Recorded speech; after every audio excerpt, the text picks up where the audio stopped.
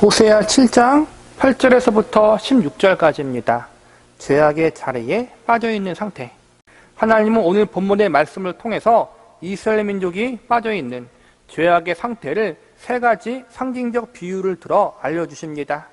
8절에 보면 뒤집지 않는 전병으로 말하고 11절에서는 어리석은 비둘기, 16절에서는 속이는 활과 같다고 말하고 있습니다. 하나님이 지적하시는 죄악된 모습은 당시 이스라엘 백성들만 해당되는 것이 아니라 오늘날 저와 여러분에게도 해당되는 경고가 될 수 있기에 우리도 주의해서 들어야 할 말씀입니다. 만약 우리 역시 죄악의 자리에 빠져 있다면, 여전히 회개하기를 거부한다면 우리도 죄악된 상태에 빠져 있는 이 세 가지 모습을 피할 수가 없습니다.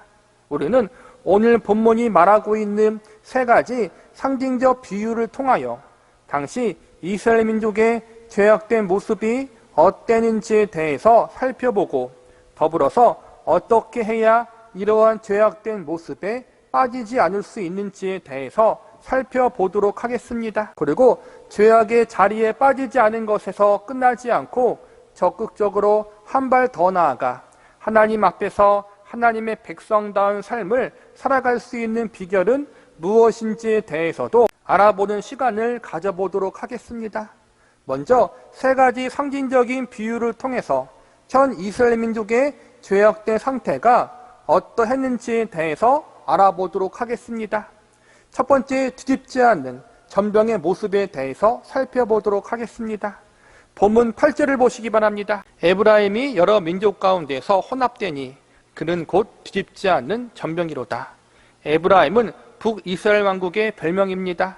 이스라엘 민족이 여러 민족과 혼합된다는 말은 북이스라엘 백성들이 하나님을 믿지 않는 이방 민족의 악한 습관과 생활 모습을 본받아 죄악으로 가득한 인생을 살아가고 있다는 것을 지적하고 있는 것입니다. 이방 민족의 대표적인 죄악이 무엇입니까? 우상 숭배와 도덕적, 윤리적, 성적 타락입니다. 하나님의 백성이 거룩히 구별되어야 함에도 불구하고 믿지 않은 이방 민족의 악한 행위를 그대로 따라하고 있음을 하나님이 지적하고 계신 것입니다. 이스라엘 민족은 하나님의 택함을 받은 민족이었습니다. 그들에게 하나님은 거룩과 성별을 요구하셨습니다. 하나님을 믿지 않은 이방 민족과 다르게 살 것을 요구하셨습니다. 그런데 이스라엘 백성들에게 있어서 거룩한 삶, 성별된 삶은 그들을 속박하는 재미없는 법이었습니다. 하지 말아야 할 것들이 너무나도 많이 있는 것 같아 인생을 즐길 수가 없었습니다. 이러한 가운데 자신의 주변에 있는 이방 민족들의 생활을 보니 매우 매력적으로 보입니다. 인생을 재미있게 즐기는 것처럼 보입니다. 자신들은 하나님만 섬겨야 하는데 도덕적, 윤리적, 성적으로 깨끗해야 하는데 이방 민족들은 그러한 것을 아랑곳하지 않습니다. 여러 신들을 섬기면서 인생을 즐기고 쾌락을 즐깁니다. 이 남자 저 여자와 관계를 맺고 다른 이들을 속이며 살아도 양심의 거리낌 없이 인생을 살아갑니다. 다른 이들을 속여도 양심의 거리낌 없이 인생을 살아갑니다. 그러면서도 자세히 보니까 물질적으로도 풍요롭게 살아가는 것처럼 보입니다. 특별히 애굽이나 아수르 제국 같은 큰 나라들을 보니까 이방신을 섬기고 도덕적, 윤리적, 성적으로 타락을 했어도 잘 먹고 잘 사는 광경이 목격됩니다. 그래서 이스라엘 백성들이 그러한 그들의 모습을 사모하게 되고 부러워하게 되다가 그들이 섬기는 우상을 사랑하게 되고 그들이 저지르는 죄악된 행동들을 그대로 따라하는 자리에까지 가게 됩니다. 자신들도 이방 민족처럼 여러 우상을 섬기고 그들의 삶의 양태를 따라하다 보면 행복하게 잘 살 줄 알았는데, 그러나 그 결과가 어떻게 된다고 나와 있습니까? 본문 9절을 보시기 바랍니다. 이방인들이 그의 심을 삼켰으나 알지 못하고 백발이 무성할지라도 알지 못하는도다. 여기서 보니까 오히려 그나마 있던 것도 이방 민족에게 다 빼앗겨 버리는 그러한 불행한 인생을 살게 된다고 나와 있습니다. 그런데 제일 큰 문제는 이스라엘 백성들이 이방 민족의 죄악된 길을 따르다 보면 자신들이 망하게 될 것인데 그 사실을 백발이 되기까지의 세월과 시간이 지났는데도 모르고 살아가고 있다는 것입니다. 백발이 될 정도로 나이를 먹으면 사람이 인생의 연륜이 있어 지혜롭게 됩니다. 그런데 이스라엘 백성들은 그 오랜 세월 동안 고난을 받았으면서도 하나님의 경고의 말씀을 들었음에도 불구하고 자신들의 잘못을 전혀 깨닫지 못하는 어리석은 자리에 머물러 있었습니다. 이러한 모습을 보며 하나님은 이방 민족과 혼합된 상태라고 지적하시고 한 발 더 나아가 뒤집지 않는 전병과 같은 상태라고 경고하십니다. 전병은 곡식의 가루를 반죽하여 불에 구워서 만든 빵이라고 할 수 있습니다. 전병이란 빵을 맛있게 잘 먹기 위해서는 적절한 불 위에 앞과 뒤를 잘 뒤집어야 합니다. 마치 우리나라 부침개를 요리하는 것과 비슷하다고 보시면 됩니다. 프라이팬에 부침개를 올려놓고 적절한 시간에 잘 뒤집어 주어야만 부침개가 맛있게 익습니다. 하지만 오랫동안 뒤집지 않으면 한쪽은 타버리고 다른 한쪽은 덜 익게 되어 먹지 못하게 됩니다. 그런데 이스라엘 민족의 상태가 하나님 보실 때 제때 뒤집지 않는 전병과 같은 상태, 즉 한쪽이 홀라당 타버리고 다른 한쪽은 덜 익어서 모두 버려야 하는 그러한 상태에 있다고 지적하고 계십니다. 즉 뒤집지 않은 전병이란 의미는 잘 먹고 잘 살기 위해서 세상과 타협하다가 나중에는 아예 세상에 먹혀버리는 상태를 의미하는 것입니다. 하나님이 없는 이방 민족들이 가지고 있는 죄악에 동일하게 빠져있는 상태, 뒤집지 않는 전병처럼 한쪽은 완전히 타버리고 다른 한쪽은 덜 익어서 결국 버릴 수밖에 없는 그러한 상태인데, 이는 결국 하나님이 버려도 이상할 것이 하나도 없는 그러한 상태까지 왔음을 상징적으로 이야기하고 있는 것입니다. 혹시 이스라엘 백성들의 모습이 우리들 중에 있지 않은가? 우리 자신을 뒤돌아보시기 바랍니다. 하나님의 백성들의 정체성은 거룩함에 있습니다. 거룩함이란 세상과 구별되는 것, 세상과 다르게 사는 것을 말하는 것입니다. 그러나 우리는 나도 모르게 세상과 타협할 때가 많이 있습니다. 하나님을 믿긴 믿는데 그래도 세상이 주는 즐거움은 포기하지 못하겠다, 이렇게 여기고 한쪽 발은 하나님께, 그리고 또 다른 한쪽 발은 세상에 두고 양다리 걸치는 인생을 살고 있지는 않습니까? 우리는 조심해야 합니다. 이러한 모습을 가리켜 하나님은 뒤집지 않은 전병의 모습이라고 경고하십니다. 뒤집지 않은 전병이 주는 교훈은 더 늦기 전에 돌이키라는 것입니다. 하나님 앞에 성별되지 않는 우리의 삶, 세상과 거룩히 구별되지 않는 우리의 인생, 죄악을 은근히 즐기며 살아가는 우리의 길을 더 늦기 전에 어서 뒤집으라는 것입니다. 뒤집으라는 말은 결국 돌이키라는 것입니다. 내 삶이 시커멓게 타들어가고 있으면서도 여전히 그 삶을 돌이키지 않으려는 모습, 뒤집지 않은 전병의 모습을 우리가 하고 있지는 않은지 우리 자신을 한번 뒤돌아 보시기 바랍니다. 아직 뒤집을 시간이 있고 아직 돌이킬 수 있는 기회가 있을 때 세상과 타협하지 말고 세상의 것을 사모하며 하나님과 멀어져 갔던 우리의 발걸음을 돌이켜야 한다는 것, 이것이 바로 뒤집지 않은 전병의 상징과 비유가 우리에게 주는 교훈입니다. 두 번째, 어리석은 비둘기의 모습에 대해서 살펴보겠습니다. 본문 11절을 보시기 바랍니다. 에브라임은 어리석은 비둘기같이 지혜가 없어서 애굽을 향하여 부르짖으며 아수르로 가는도다. 북이스라엘 왕국에게 있어서 최대 위협은 애굽과 아수르의 침략이었습니다. 그 당시 애굽과 아수르는 서로 전쟁을 하고 있었는데 그 중간에 위치한 북이스라엘 왕국의 입장이 난처해 있었습니다. 한쪽 편만 들기가 참으로 애매한 상황입니다. 그래서 북이스라엘 왕국은 한쪽으로는 애굽 편을 들고 또 한쪽으로는 아수르 편을 듭니다. 아슬아슬한 줄타기 외교를 합니다.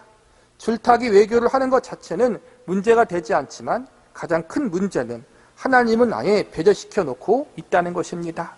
더욱 웃긴 것은 하나님은 배제해 놓으면서 애굽과 아수르가 섬겼던 신을 가져와서 그것들을 섬기는 일은 아주 잘 행했다는 것입니다. 애굽과 아수르 제국이 섬기는 신을 가져다 놓고 그들처럼 강대한 나라가 되게 해달라고, 그래서 이 위기를 넘어갈 수 있게 해달라고 비는 일들이 북이스라엘 왕국 안에서 벌어지고 있었다는 것입니다. 이러한 모습이 하나님 보실 때 어리석은 비둘기 같다고 말씀하십니다. 이어지는 12절 말씀을 보시기 바랍니다. 그들이 갈 때에 내가 나의 그물을 그 위에 쳐서 공중의 새처럼 떨어뜨리고 전에 그 회중에 들려준 대로 그들을 징계하리라. 어리석은 비둘기란 사냥꾼이 새를 잡기 위해 그물망을 쳐놓은 것을 모르고 그 그물에 걸려 죽게 되는 어리석은 새를 의미합니다. 그물에 걸린 이유는 미끼로 쓰인 곡식을 탐했기 때문입니다. 지금 북이스라엘 민족이 그러한 자리에 서 있다는 것입니다. 본문 13절과 14절을 보시기 바랍니다. 화 있을진저 그들이 나를 떠나 그릇 같음이라. 패망할진저 그들이 내게 범죄하였음이니라. 내가 그들을 건져 주려 하나 그들이 나를 거슬러 거짓을 말하고 성심으로 나를 부르지 아니하였으며 오직 침상에서 슬피 부르짖으며 곡식과 새 포도주로 말미암아 모이며 나를 거역하는도다. 북이스라엘 왕국은 자신들이 살기 위해서 모든 수단과 방법을 동원했습니다. 외교도 해보고 심지어 그 당시 제일 강하다고 소문난 나라의 우상까지 데려다 놓고 섬겨보았습니다. 그런데 딱 하나 이런 위기 가운데 사용하지 않았던 방법이 있는데 그것은 바로 하나님을 성심으로 찾지 않고 부르지도 않았다는 것입니다. 이러한 위기일수록 하나님을 더 의지하고 찾아야 하는데 오히려 하나님을 떠나버렸습니다. 선지자들을 보내어 회개하면 살려주신다고 구원해 주신다고 기회를 주고 알려주었는데 이들은 이 기회를 거절하고 회개를 거부했습니다. 나라의 위기, 경제의 위기, 가정의 위기 때문에 침상에서 밤새 눈물 흘리며 애곡하는데 이러한 와중에서 정작 하나님을 진심으로 찾는 일은 하지 않았습니다. 이 위기 가운데 곡식과 포도주라는 생의 것을 지키기 위해서 애를 쓰는데 정작 하나님을 향한 마음을 지키는 일에는 전혀 애를 쓰지 않고 있었다는 것입니다. 위기를 해결해달라고 이방신을 찾고 우상한테 가서 빌고 불신자들한테 도와달라고 비굴하게 고개 숙이며 살기 위해 모든 수단과 방법을 동원하는데 정작 하나님께 나아가 성실껏 도움을 구하지 않고 있는 모습, 이것이 바로 하나님이 보실 때 어리석은 비둘기와 같은 모습, 이스라엘 백성들의 모습인 것입니다. 오늘날 우리의 모습은 어떠합니까? 인생의 어려움과 위기 앞에서 하나님을 향해 도움을 구하기보다는 이 사람 저 사람을 찾아가는 일을 더 중요시하지 않습니까? 사람에게 가서 도움을 구하지 말라는 것이 아닙니다. 필요하다면 도움을 구해야 합니다. 문제와 위기를 해결하기 위해 내가 할 수 있는 정당한 수단과 방법을 다 동원해야 합니다. 그런데 이러한 수단과 방법을 찾기에 몰두하면서 정작 하나님을 찾고 그분께 도움을 구하는 것은 등한시하고 있지는 않은지 우리 자신을 뒤돌아 봐야 합니다. 인생의 위기와 문제 때문에 밤잠을 설치기도 하고 눈물로 밤을 지새우면서 그 시간 하나님께 진심으로 하나님을 향해 간구하지 않는 우리의 어리석은 모습이 있지는 않은지요. 눈물 흘리고 밤잠을 설치는 것으로 끝나지 않고 그 가운데 하나님을 성심으로 찾아보시기 바랍니다. 위기와 문제를 해결하기 위해 인간의 도움도 구하고 상적인 방법도 찾아야 합니다. 그러나 그 가운데 하나님이 우리의 중심이 되시고 우리가 하나님을 성실껏 섬기고 있지 않다면 이 모든 것이 결국은 허사라는 사실을 절대로 잊지 마시기 바랍니다. 위기의 날, 고난의 날, 슬픔의 날, 성심으로 하나님을 부르고 진심으로 하나님을 찾으시기 바랍니다. 그러할 때 하나님께서 이 위기 가운데 건짐 받을 수 있는 길을 열어주실 것입니다. 세 번째, 속이는 화살의 모습에 대해서 살펴보겠습니다. 본문 15절 말씀을 보시기 바랍니다. 내가 그들 팔을 연습시켜 힘있게 하였으나 그들은 내게 대하여 악을 꾀하는도다. 이스라엘 민족은 하나님의 택하심을 받은 나라였습니다. 하나님은 이스라엘 민족이 애굽에서 노예로 고통당하고 있을 때 그들을 구원해 주셨고 광야 40년 생활 동안 그들을 인도해 주셨고 마침내 젖과 꿀이 흐르는 가나안 땅을 선물로 주사 그곳에서 행복하게 살아갈 수 있는 은혜를 베푸셨습니다. 15절 말씀은 이처럼 하나님이 크신 은혜를 주사 강한 나라, 강한 민족이 되게 해주셨는데 이러한 하나님의 은혜를 잊어버리고 하나님을 떠나 악을 행한 이스라엘 민족을 질책하는 내용을 담고 있습니다. 이렇게 하나님의 은혜를 저버린 이스라엘 민족을 향해 하나님은 여러 가지 사랑의 징계를 내리심으로 죄에서 돌이켜 회개하라는 권면을 하십니다. 그런데 이스라엘 민족의 반응이 어떻습니까? 이어지는 16절 말씀을 보시기 바랍니다. 그들은 돌아오나 높으신 자에게 돌아오지 아니하니 속이는 활과 같으며 그들의 지도자들은 그의 혀에 거친 말로 말미암아 칼에 엎드려지리니 이것이 애굽 땅에서 조롱거리가 되리라. 하나님을 배신하고 떠났기 때문에 이스라엘 민족은 여러 가지 고난을 당하게 됩니다. 이 고난을 통해서 자신들이 하나님 앞에 얼마나 잘못하고 있는지 깨닫고 돌이켜 회개해야 하는 것이 정상입니다. 그런데 16절에 보니까 이러한 고난 속에서도 자신의 잘못을 깨닫지 못하고 오히려 더욱 마음을 완악하게 하여 세상을 의지하고 죄악된 길로 달려가려는 행동을 취하게 됩니다. 애굽은 하나님과 정반대되는 세력을 의미합니다. 정리하자면 애굽에서 일평생 노예로 살면서 비참한 인생을 살아야 했던 이스라엘 민족을 사랑과 은혜 가운데 구원해 주시고 가나안 땅까지 선물로 주사 자유롭고 풍성한 삶을 살 수 있도록 모든 은혜를 주신 하나님을 배신하고 세상으로 떠나버렸다는 것입니다.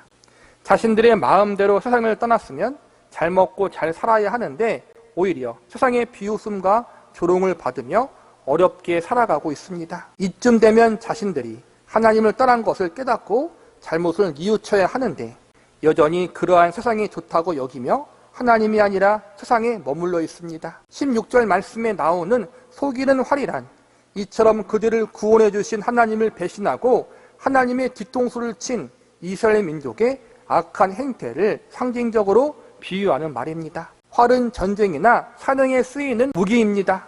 활을 잡는 사람마다 전쟁에서 승리하고 싶은 마음, 멋진 사냥감을 잡고 싶은 마음이 있습니다. 활을 잡은 사람마다 그의 마음속에 기대가 있습니다. 그가 겨누고 싶은 목표가 있는 것입니다. 그래서 그 목표를 향해서 활 시위를 당깁니다. 그런데 그것이 엉뚱한 방향으로 향해서 날아갑니다. 하나님은 이스라엘 민족을 하나님의 활로 여기시고 하나님이 기대하시는 방향으로 아름답게 사용하시려고 하셨습니다. 성경에 보면 이스라엘 민족을 제사장의 나라, 하나님의 영광을 드러내는 민족으로 쓰시려는 선한 계획과 의도가 있으셨습니다. 그러나 이스라엘 민족은 이러한 하나님의 기대를 저버렸습니다. 죄라는 말의 어원을 살펴보면 관역에 빗나가다라는 의미가 있다고 합니다. 하나님의 의도하신 기대와 선하신 계획에서 빗나가는 인생, 그것이 사실은 죄인 것입니다. 이스라엘 민족처럼 그들에게 한이 없는 은혜와 사랑을 부어주심으로 키워주셨는데 그들은 그것에 감사하지 못하고 자기가 좋아 보이는 죄악의 길로 도망쳐 나가버렸습니다. 오늘날 우리의 삶이 그러한 모습은 아닌지요. 하나님의 기대를 무너뜨리고 하나님의 목표에서 빗나가는 인생, 이것이 속이는 활과 같은 것입니다. 하나님은 우리의 삶에 대한 기대가 있기 때문에 세상에 태어나게 하셨습니다. 성경적 가르침을 적용해 보면 하나님을 영화롭게 하고 하나님을 기뻐하는 인생을 살게 하기 위해서 우리를 이 땅에 태어나게 하신 것입니다. 그러나 이 하나님의 목표와 기대, 나를 향한 하나님의 소원을 빗나가 엉뚱한 방향을 향해 달려가는 우리의 모습이 있지는 않습니까? 하나님이 우리를 지금의 이 자리까지 인도하여 주셨는데 과거의 무수한 인생의 위기에서 나를 건져 주셨는데 나를 하나님의 자녀와 백성으로 삼아 주셨는데 우리는 이스라엘 민족처럼 속이는 화살처럼 하나님을 배신하고 내 마음대로 인생을 살아가지는 않았습니까?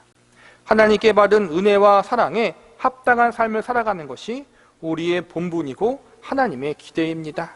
그러나 이스라엘 민족은 그렇게 살기보다는 죄악이 주는 쾌락과 즐거움을 추구하는 삶을 살았습니다. 우리도 조심해야 합니다. 하나님의 자녀와 백성답게 인생을 살아가야 함에도 불구하고 그렇게 살지 못하는 하나님 백성들의 비극, 이것이 속이는 활의 비유와 상징 속에 담긴 교훈이자 경고입니다. 말씀을 정리하겠습니다. 지금까지 세 가지 상징적 비유에 대해서 살펴보았습니다. 뒤집지 않은 전병, 어리석은 비둘기, 속이는 화살, 이 세 가지 비유는 이스라엘 백성들의 죄악된 모습을 상징하고 있는 것입니다. 이스라엘 민족은 세계 열방 중에서 가장 많은 하나님의 은혜와 사랑을 직접 경험한 민족이었습니다. 신명기 4장에 보면 모세가 이스라엘 민족을 향해 다음과 같이 이야기합니다. 우리 하나님 여호와께서 우리가 그에게 기도할 때마다 우리에게 가까이 하심과 같이 그 신이 가까이 함을 얻은 큰 나라가 어디 있느냐. 내가 있기 전에 하나님이 사랑을 세상에 창조하신 날로부터 지금까지 지나간 나를 상고하여 보라. 하늘이 이 끝에서 저 끝까지 이런 큰 일이 있었느냐? 이런 일을 들은 적이 있었느냐? 어떤 국민이 불 가운데에서 말씀하시는 하나님의 음성을 너처럼 듣고 생존하였느냐? 어떤 신이 와서 시험과 이적과 기사와 전쟁과 강한 손과 편팔과 크게 두려운 일로 한 민족을 다른 민족에게서 인도하여 낸 일이 있느냐? 이는 다 너희 하나님 여호와께서 애굽에서 너희를 위하여 너희 목전에서 행하신 일이라. 이것을 내게 나타내심은 여호와는 하나님이시오 그 외에는 다른 신이 없음을 내게 알게 하려 하심니라. 요약하자면 상 그 어떤 민족과 나라도 이스라엘 민족만큼 하나님의 큰 은혜와 사랑, 기적, 이적과 영광을 경험하지 못했다는 것입니다. 이렇게 큰 은혜와 사랑을 경험했으면 하나님만 섬기고 하나님만 사랑해야 한다는 것이 모세가 권면한 내용입니다. 그러나 이스라엘 민족은 하나님을 배신합니다. 뒤집지 않은 전병같이 죄에서 돌이키지 못하고 있는 상태, 어리석은 비둘기같이 죄의 길에 깊이 빠져 헤어나오지 못하고 있는 상태, 속이는 화살같이 하나님의 사랑과 기대를 저버린 상태, 한마디로 구제불능의 상태로 전락해 버린 것이 이스라엘 민족이 처해 있는 상태였던 것입니다. 이스라엘 민족을 향한 하나님의 경고와 그들의 잘못된 상태에 대해서 우리들도 조심하고 조심해야 합니다. 우리 역시 그들과 같은 실수, 잘못을 범할 수 있기 때문입니다. 호세아서 7장의 말씀이 선포되어진 때는 아직 하나님의 완전한 심판과 징계가 내려지기 전이었습니다. 7장에서 나온 경고의 말씀들이 아직 실제로 실행되기 이전의 시기였습니다. 그러니 아직 돌이킬 수 있는 시간과 기회가 충분히 있습니다. 우리는 이 경고의 말씀을 통해서 돌이킬 수 있는 기회를 주기 위한 하나님의 사랑의 마음을 엿볼 수 있어야 합니다. 불행하게도 이스라엘 민족은 하나님이 주신 기회를 지속적으로 거절하고 결국 최후의 심판을 받습니다. 이스라엘 민족의 죄는 세상에서 가장 큰 하나님의 은혜와 사랑을 받았음에도 불구하고 하나님을 배신하고 거절한 죄입니다. 그리고 그러한 죄를 회개하지 않은 것이 이스라엘의 가장 큰 죄였습니다. 우리들도 조심해야 합니다. 우리는 예수 그리스도의 생명의 값으로 구원받은 사람들입니다. 우리 역시 세상에서 가장 큰 하나님의 은혜와 사랑을 받은 존재들입니다. 이러한 우리들이 이스라엘 백성들과 같은 배신의 자리에 서지 않도록 조심하고 또 조심해야 합니다. 하나님께서 이 말씀들을 오늘날 우리에게 주신 것은 이 말씀을 통해서 우리는 그러한 실수를 본받지 말고 그들의 길을 따라가지 말라고 알려주시기 위해서입니다. 그리고 혹시 우리가 그러한 자리에 있다면 어서 돌이켜 회개케 하기 위해서입니다. 저와 여러분을 포함하여 이 말씀을 보고 있는 사람들이라면 아직 늦지 않았습니다. 본문 10절을 보시기 바랍니다.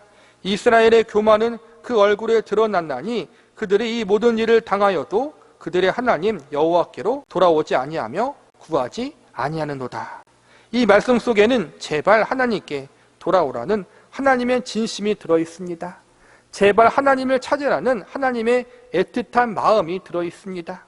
그러나 이스라엘 백성들은 교만의 길을 택합니다. 교만한 자는 결국 하나님께 돌아가지 않은 자, 하나님을 구하지 않은 자가 바로 교만한 자입니다. 이스라엘 민족의 궁극적인 죄는 바로 교만입니다. 하나님을 찾지도 않고 하나님을 부르지도 않고 인생을 살았던 그들의 모습이 하나님 보실 때에는 교만이었던 것입니다. 우리는 교만한 자리에 서 있지 마시기 바랍니다. 우리 안에 교만한 마음을 없애달라고 간절히 하나님께 간구하시기 바랍니다. 우리 안에 교만한 마음이 자리 잡지 않도록 하나님의 부르심과 말씀하심을 거절하는 강박하고 완악한 마음이 우리 안에 자리 잡지 않기를 기도하시기 바랍니다. 하나님의 도우심, 그분의 은혜, 그분의 사랑이 아니면 우리 역시 이스라엘 민족의 모습, 뒤집지 않는 전병, 어리석인 비둘기, 속에는 화살 같은 상태에 있을 수밖에 없음을 한시라도 잊지 마시기 바랍니다. 하나님의 강건하신 사랑과 은혜가 아니면 언제든지 죄악의 자리로 달려가는 우리의 죄악된 본성이 우리 안에 있음을 겸손히 인정하고 성심을 다해 하나님을 찾으시기 바랍니다. 마지막으로 우리가 죄를 멀리하고 세상이 주는 즐거움을 멀리하며 하나님을 가까이 할 수 있는 상하고 애통하는 심령을 우리 안에 부어달라고 간구하시기 바랍니다. 성심을 다해 하나님만 바라보고 의지할 수 있는 은혜를 달라고 간구하며 하나님의 은혜를 날마다 의지할 수 있는 저와 여러분이 되시기를 간절히 바랍니다.